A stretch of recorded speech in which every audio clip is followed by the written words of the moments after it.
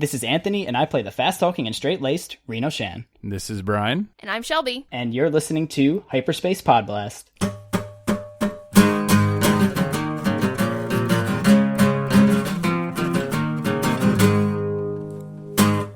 Aren't you a little short for a podcast?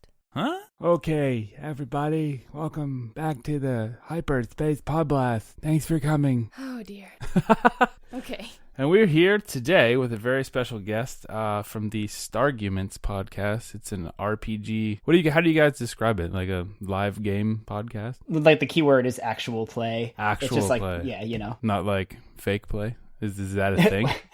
I think, well, some people like script their stuff, I think is a thing, but actual play is like we're making decisions on the fly and it's all improv except for Chris, but yeah. Yeah, so, I get it. So you guys are like actually playing the game rather than some people don't even roll. They just make up what happens the whole time. Right, or like they know what's coming and they have like a cool thing planned to do, you know. We don't do that. Gotcha. That's cool. More interesting. So we're talking to Anthony, since we didn't mention that. We just started talking about his podcast. Oh, I thought I said it. That's all right. That's the important thing, not me. Yeah.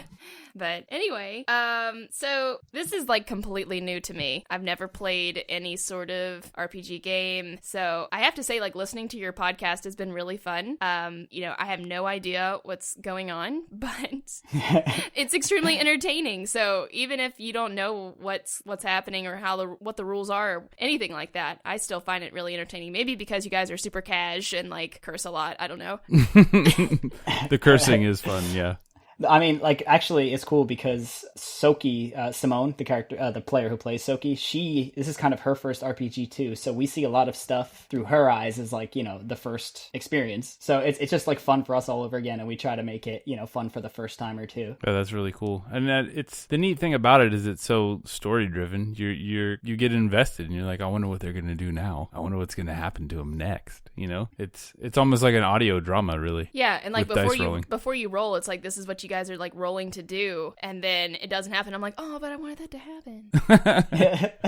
That's how we always feel. Yeah, I'm sure. All right, so as far as role-playing games, I think you mentioned that you've basically been doing it since before you can read, yeah? Yeah, I mean, I grew up in a house with like older cousins and a bunch of adults, so they always dragged me into D&D and would just like read my character sheet off for me. That's cool. Yeah, it was pretty fun. But yeah, it's been a long road, and I played like a whole bunch of different stuff, but yeah, it's cool. I mean I mostly GM actually for like my friends back when I was younger, because I was the one who was into it and I was the one who tried to drag them into playing. Gotcha. Is that usually how it works? The GM is the most into it one? Right. You kind of do. So wait, you guys said you don't play at all? I used to when I was younger. Shelby never has. But the problem I had is I grew up in a small rural area, and there weren't really people close by to do anything with, let alone have a group of, what do you usually have, like 3 or 4, yeah?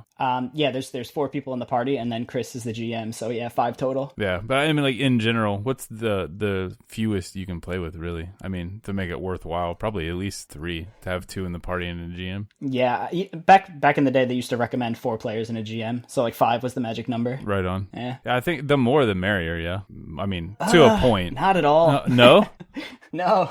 It gets even chaotic with 4 people at the table and the GM sometimes. I mean, I guess you can't hear, hopefully, because I edit most of the chaos out, but whew, it gets crazy with a lot of people. Just because everyone's trying to like do their own thing, so to speak? Sort of. I mean, like when you're not talking, when you're not rolling, you're kind of not doing anything. Like, yeah, you're paying attention to everyone else's stuff, but especially in combat, when like it's basically like a line of people, you're literally waiting on line to do something, and when that line gets too long, you lose interest. Right. Kind of like the old turn-based RPG video games, like a old Final Fantasy or something, except instead of you making all the decisions, you'd have to be the one waiting, like one of the white mages or something. Exactly. And you get like diminishing returns because the guy that wasn't paying attention, who went like 10 turns ago, doesn't even know what the state of the battle is. So he's like, wait, what happened again? And everyone's like, oh my god. Then they just turn on him and kill him so they don't have to deal with him. That would be kind of funny. I would probably do something like that. Probably happened. Yeah, it's probably happened. So you mentioned D&D. What else? What other systems have you played, or what do you play now aside from this? Anything, or is this your sole game? Well, ever since I dual classed into Star Wars, like that's pretty much it. Because we devote a lot of time to playing it and making a podcast every week. But I used to play a ton of D&D. I started with 3.5. I moved up to 4E, and then before we started playing Star Wars, I played 5th edition, and I really like 5th edition a lot, actually. Cool. And so what I've heard of, do you hear D&D and then you hear advanced D&D? What does that mean? Advanced D&D was them moving from D&D, like D&D vanilla, to basically 2nd edition. So they did a lot of like crazy stuff with stats and crazy stuff with weapons, and it's kind of a broken system, and anyone might kill me for saying that, but that's why they made 3rd edition and so on. Okay. So it's sort of the same thing, just like different edition. Yeah, it's like just a different rule set, and like gotcha. They balance things. It makes sense, you know? Yeah, like when I used to play, I did I think it was Wizards of the Coast was doing the Star Wars system back then. Yeah, that's something I was going to talk about later, actually. Okay. But we can talk about it now because it makes sense. How dare me? You jumped it. All right, well, go ahead. That way the segue will seem natural-ish. Perfect. Yeah, it's totally went off without a hitch. I'm just sitting here like laughing. I'm like, oh my god. Basically, the Wizards of the Coast system was like a D20 system. They tried to adapt it to make it Star Wars, but basically in the D&D rule set. And like even fewer people played it. Like it was hard enough to find people to play D&D with, never mind to find someone to play a weird kind of like thrown together game. So I actually never played the D20 system. I looked at it, but I could never find anyone to play with. So it just never happened. Yeah, I just played play by post online because like I said, I couldn't find people around, especially to play, my version, because I wanted to play the Star Wars thing because that was what I was into. And I don't dislike fantasy or anything, and I would play D&D, but I usually didn't know what I was doing. And then they would just be like one-off little, I don't know what you call them, missions instead of the longer dungeon runs or whatever. Yeah, I mean, one-shots versus campaigns is usually the terms. Gotcha. But yeah, I mean, you call them whatever the hell you want. Yeah, well, actually, another thing I was going to talk about was the fact that like the D20 and the Roll20 systems, like they have a huge community online now. So you could play over Skype and you could play over, Curse and Discord and all that stuff. And that's a big community that's growing now. Yeah, Skype really wasn't a thing exactly yet. I don't think it may not even have existed. I mean, we had Ventrilo, I think is what I used when I played like Warcraft and stuff like that. Oh yeah. But same kind of difference, I guess. But yeah, these were just like you would basically write this long post about what your character did. But they always fell to crap because one dude would inevitably not post for like 2 weeks. And that would make everyone else kind of forget about it. And then, he'd finally show back up and then 2 other people wouldn't be there. And it was... Yeah, and then it just like snowballs down. Yeah, you'd get like a month if you were lucky out of it, which, maybe your character got to do 3 things. Not exactly a deep backstory you can develop. Right, exactly. Most of what I did actually was make new characters because your game would go to crap and then people would be like, I'm starting a new game. And you'd be like, all right, I'll try this again. But even that was fun because it was playing in the universe, and that was what I was mostly looking for. Yeah. But so I guess I have a question, and who I don't are know. you? Who is this? How do you navigate? Because it seems like you guys, just blur the rules of like whatever you want to do, which is totally cool. But what are like rules, like hard and fast rules of how you play? Because sometimes as someone who's listening like that doesn't know anything, it seems like some things are like, screw it, yeah, do that, and then some stuff it's like, no, this is what you're gonna do. The way things are decided obviously is like the dice rolling. But the dice in the Fantasy Flight system, which is my favorite part about the system, is that they're not like quantitative. They have symbols and stuff on them. And basically the important symbols are like a good thing, a bad thing, a success, or a failure. So you can roll any combination of those. So you could like succeed at something, but a bad thing happens and vice versa. And sometimes you'll hear us roll a triumph or a despair, which is like a super good thing or a super bad thing. It's very like you could teach a 7-year-old how to play this and like do fine. Oh, good. Then I have faith in myself. Oh my gosh. Oh yeah. If it was past like 8, I was in trouble. But if a 7-year-old can do it, I'm in. That's the limit. Yeah. I'm not so great at games, but it's interesting. I think you could handle this. It's maybe. the controlling that you have trouble with. Nah, it's more like I'm listening to this stuff and it's like, well, how does it? You hear stuff like with this advantage, and I'm like, I don't know what's going on. But it's cool. It's almost like, well, advantage is almost like a currency, sort of like those are the good things you roll. So if you succeeded with advantage, you get to like add a little bit of spice to your success. So like I opened the door and it was like oiled perfectly, so it was a very quiet when I opened it. Like, that's kind of how that works. Okay. Oh, got you. All right. And so things can then stem from that. Right, and it's a way for the players to also tell the story along with the GM. Yeah, I think maybe I've heard this. I don't know. Like, there's some sort of like failure, but with advantage. Right, because you can fail but still have the good stuff happen, and you could succeed and still have the bad stuff happen, and that's called threat. Right. Okay. Maybe you do open the door, but then on the other side, there's like Snake pops out. Yeah, I almost said a goblin, and I was like, wait, Star Wars. Rancor. Yeah, that's it. There's a Rancor just chilling in a room behind a door. That happens. I mean, that would at least be a despair, man. Come on, that's a big boy. How do you think, whenever you're playing these games, with it being within the Star Wars universe, how does that influence how you consume Star Wars? Oh man, it's crazy. Like, actually, something I was gonna kind of talk about was that for the sake of like playing this game, the movies are actually terrible. Like trying to do the things that they do in the movies is just like, you know, you're not Luke Skywalker, you're not Han Solo, you're like Joe. Like, you know, you're Joe the Bothan. Yeah, it's funny. So actually, like, Rogue One was so good for the game. I watched Rogue One, like, oh man, like, this is the perfect campaign. Like, they're all just like everyone dies at the end. That's how your campaigns go. I don't want to play with you. I mean, they might. But yeah, but like, you know, they're all just kind of like average guys and girls and just trying to like make it, and they're not amazing at anything, but they're scrappy and have heart and all that stuff. So like that's like the whole idea of what you want the Fantasy Flight game to be about. Right on. I could see how whatever you're playing, you know, whatever campaign you do could then influence some sort of, I don't know, side novel. I mean, it probably creates some fairly good stories. Oh, definitely. I mean, like, so much cool stuff happens. That's like half the reason why we even started the podcast, because we just wanted to keep track of it all. Oh, right on. I mean, really, that's what Twilight Company, and to a greater extent, the, what's it called? The new thing coming out for Battlefront 2. I had it, but then it blanked on me. But anyway, the campaign in that video game is essentially like you were saying, the scripted RPG, and then it has a novel that is a prelude to it. So it's sort of, I mean, works the same way. That's just like, you know, air quotes, official stuff, where what you're doing is just fun. Yeah. Oh, I guess I was also wondering, how does it work with a game master? Did they ever say, okay, here's this movie, we're going to basically play the movie? Does that happen ever? Yeah, there's a ton of published adventures. So even if you're looking to start the game, but you don't have anyone who's got that Star Wars story that they always wanted to play, you could just pick up a published adventure, and there's literally thousands of them.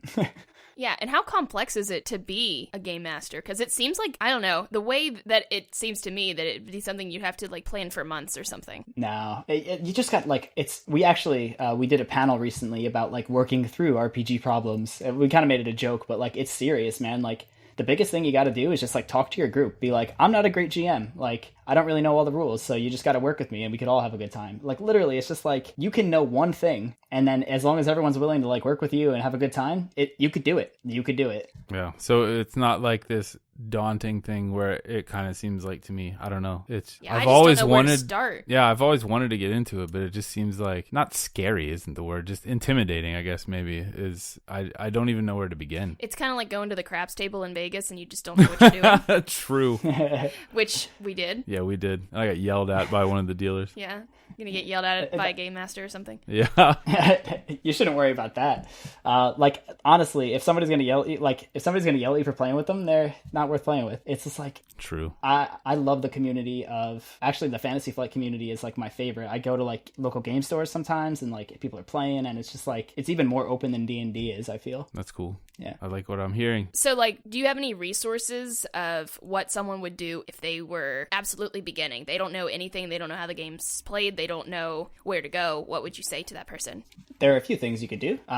One, you can listen to an actual play podcast and learn how it's done. Oh, but like Starguments, for example. You could also, there's like if you guys have used Reddit, there's like things called subreddits, and they have like subreddit for everything. So there's a subreddit for the Star Wars RPG, and they have on the sidebar like tons and tons of resources that are free, and tons of just like online stuff, like people who are willing to help you even if you ask questions. That's a good one. I don't know if it's because I'm old or what, but I never think of Reddit as a thing. Like, I literally never do. It never comes to mind. But yeah, I guess I was wondering if like, where do you find those people that are going to be like non-judgmental, like totally help you?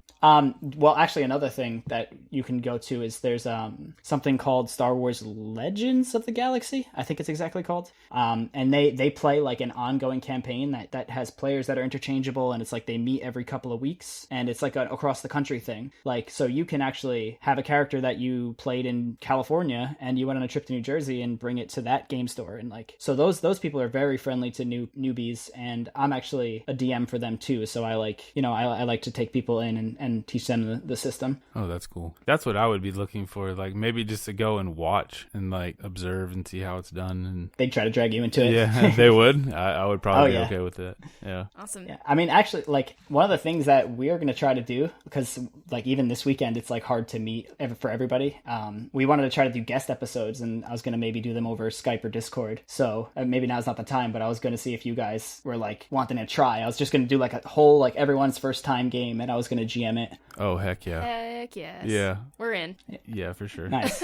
Now, if this doesn't happen, I'm going to be mad. No, I totally want to make it happen. And We have it especially because I put recorded. it into the universe. Now it's like... Yeah, right. It's out there now. Yeah. There's proof. Uh-huh. How'd you come up with Starguments, the name? Oh, that's a funny question. Because like, well, I'm married to the Wookiee. The bed gets hairy. So but am it's okay. I. Thanks, Brian.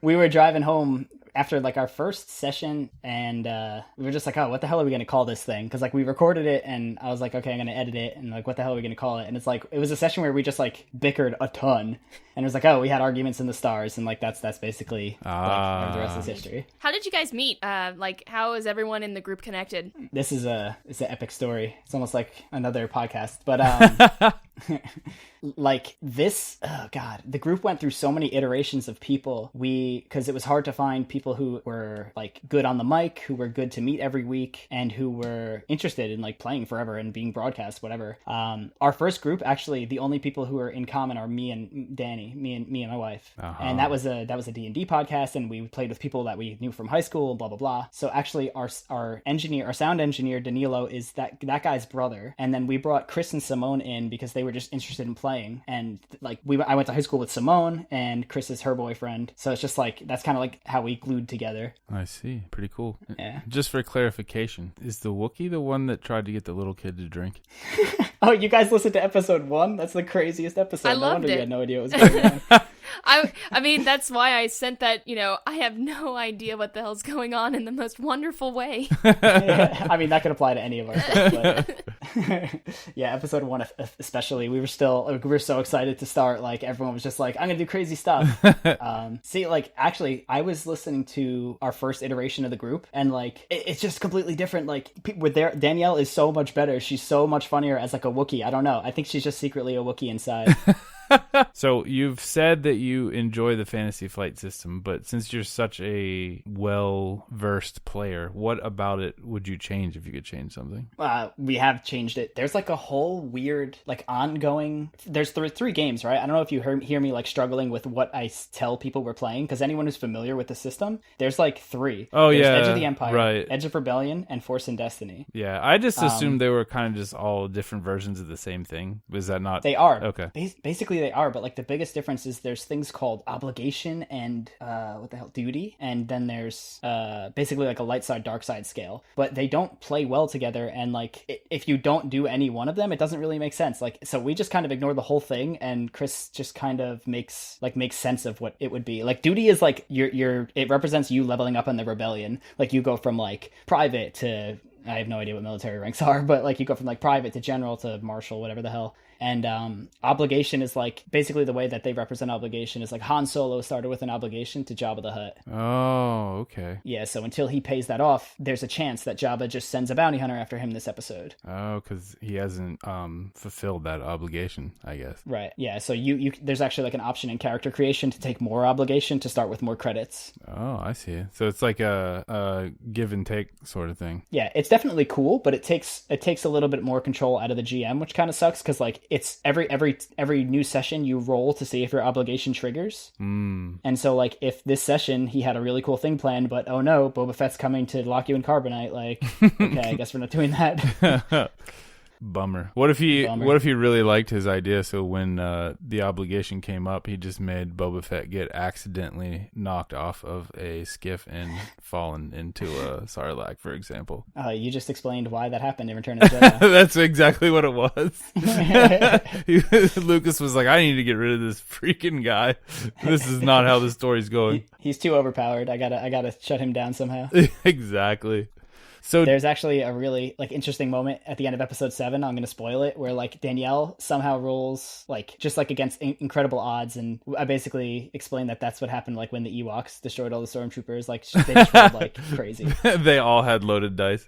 Nice. What was I going to say? Oh, so you said that you level through how you would level through the military, but does your character level 1 to a certain number or something like that too, or is that not a thing? Actually, it's not a thing, which is cool because you say basically how many experience points you have. So you don't level 1 through 100. You say I have 200 experience, and you spend that as you will. There's no level caps or level restrictions. Okay. What do you expend it on?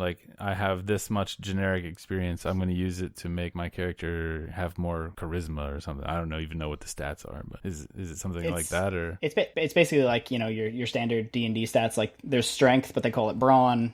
I don't really want to get into what you should call it, but it's basically that. So you could spend it on increasing your skills also. There's very specific skills like athletics, or my guy's good at coercion because he likes to threaten people and get them to do stuff. You could spend points on improving those very specific skills. That's pretty cool. So it's I don't know. It seems like you can really customize your character kind of. Yeah, I think actually even more so than in D&D. Yeah, you can. That's what I was trying to get at, but I'm not good at words. So you guys do you ever I don't know, this might be a really far out there question, but do you guys ever dress up as your character and play, or use props or anything? I don't know. One of again, another big reason we did the podcast is because I wanted to get even more into character. I didn't want to just be, the guy who talks with the accent at the table with 4 of my friends. I wanted to talk, and I wanted to encourage everybody to talk to as many people as will listen. So we don't dress up because it's a podcast, but if it was video, we definitely would. Awesome. Oh, that's actually pretty cool. Yeah, I kind of want to see your wife cosplay as a Wookiee now. Is she really tall? I'm imagining her super tall. She's above average height. She's not super tall. Oh, okay. I was actually kind of hoping you said she was super short because that would be funny. No, she in her mind she's 7'5", so yeah. That's what you can keep imagining her as. She'll appreciate it. All right, yep, that's what I'm gonna do. She's literally 1.5 foot taller than you in my head. It's weird, and of course I don't know how any of you look, so she is actually a Wookiee, and it's weird. It's a very strange dynamic. But yeah, I think Shelby will probably roll a Wookiee character too because she's super short in real life, so she's gonna fulfill that Napoleon complex. Maybe. Yeah, another thing with Star Wars, it's actually one of the questions you guys posed to how do you get into it. We kind of touched on it a million times already, how to get into it if you're not. One of the things is actually you should watch as much sci-fi as you can that isn't Star Wars to just get an idea of all the other things that you can do to make it feel like you're in space and make it feel like a sci-fi setting. Yeah, so jump into Battlestar Galactica. Yeah, or actually a good one is Firefly because that's very human. Yeah, that's true. That is a very good one. As long as you don't say Star Trek, we're fine. I don't really watch too much Star Trek. That's good. But yeah, there are so many alien races.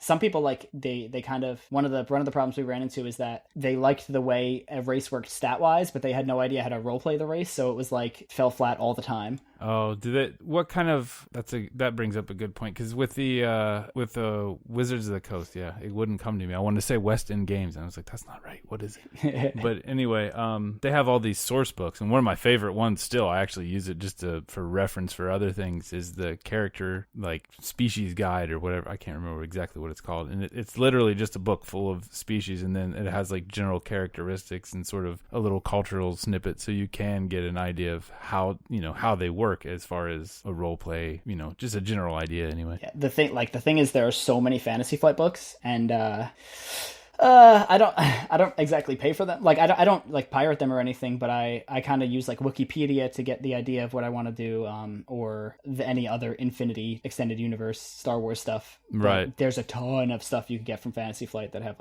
source books. So okay, so it does exist. Cool. So do you have to get the stats from a book, or do you make them up, or? There's again, if you like went to Reddit, there's like one of the big sticky things at the top is like Ogdude's character creator, and I love this guy because he has made getting people into this game so easy. I like the Like sound of that. he like literally you just like it's almost like you level in World of Warcraft, you know? It's like you spend your experience points and you have a character and it tells you everything. That's cool. Oh yeah. Whenever your character's deciding to do something, I don't know when you're supposed to roll and when you're supposed to not. Whenever there's a chance of failure, you're supposed to roll. So like usually climbing up and down a ladder is something that anyone could do, but like trying to open a locked door, like sometimes you just might not be able to do it. Right, yeah. If it's something that you might not be able to pick the lock. I guess if it was like a rickety ladder, you might have to roll to see if it breaks. Right. Yeah, he might roll. Oh, if you ever hear us saying we're flipping a light side dark side point, we don't do it early, but But yeah, I remember you having to roll for it at the beginning. yeah, we kind of like cut those out because it's boring to hear us roll immediately. So like if you roll at the beginning to like kind of determine how the winds of fates are treating you today, and it's like the GM starts with a pool of dark side points and we start with a pool of light side points, and when we want to spend one, we give him a dark side point.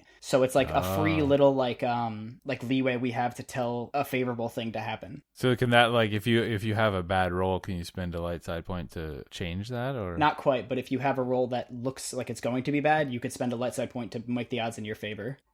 Or like even sometimes you could be like, oh, we're on a planet that's like got poison atmosphere, and you're like, oh, I flip a light side point. Good thing we brought these breath masks. Oh, got you. So that's not, you can't just be like that kid who has all the armor for everything. Unless you're Raz. You have to have like brought that with you somehow. Right, yeah. Got you. Cool. You guys aren't just equipped for everything. Your ship doesn't literally have one of everything you could ever possibly need on it. No. I mean, like, if depending on how hardcore you get, like, your ship has like a carrying capacity. Like, literally, you could only fill it so much. Right, like a 20-slot bag. So, like, what happens when a character dies? It's, oh god, we struggle with that because, like, you want your character to be under threat, but also, like, I feel half of the reason people listen is to hear Raz or to hear, like, Feral. So it's hard to, like, kill them. Yeah, like, how do you protect them in a game? You know, I don't know how you do that because you're rolling and the stakes are high or something, and... Chris has told us he will kill us. Like, there was a roll sometime in episode 11 where I thought we were just gonna die. All of you? 3 of us. Oh, so you're gonna, like, can you be a Force Ghost? I think you could Well, in the old one. Yeah, I mean, you could. You would just probably not have as much. I think, like, you would just roll a new character. Like, we'd find a narrative reason to take a new... I mean, probably a real reason because we need a slicer, but... Right. That's a good point. You just like, and I guess you could do that like if you had a group of 3, maybe like a GM and 2 players, and you found someone else you wanted to play with. Instead of everyone starting over, you could just roll them in, so to speak. I mean, yeah, that happens all the time with like more casual play, where like, oh, you know, John's over, can he play? And it usually makes the session kind of insane, but it happens. Nice, I'm into it. We're gonna get started, but we are just about out of time here, so we can't get started now. We'll have to do it later. Next time. Yeah, for sure. So yeah, very special thanks to Anthony for coming on. This was really fun. So why don't you tell the fine people, all 6 or 7 of them that actually listen, where they can find you? You can find us on Twitter or Instagram at StargumentsHM, or you could just, you know, Google anywhere podcasts are distributed. Starguments, arguments with an ST, and that's it. We'll be on there. We're like actually the first Google result when you do it, which is pretty cool. Yeah, I noticed that. It's the first thing that comes up. I guess Starguments is not a very popularly Googled term. Oddly enough. Some dude on SoundCloud took it from me, though. He's like, what? Like a rapper. Oh, that's a pretty cool rap name. Actually, a DJ name would be better, but he might be, but yeah, he's cool. Starguments in the house. Yeah, I'm gonna pretend like it's a DJ. It makes me feel better. You can find us at hyperspace_pod. There we go. Hyperspace PodBlast at gmail.com. Yep, and that's how we do it, ladies and gentlemen. So again, thanks to Anthony, and until next time, peace out, Boy Scouts. See ya. Bye, Anthony. Bye.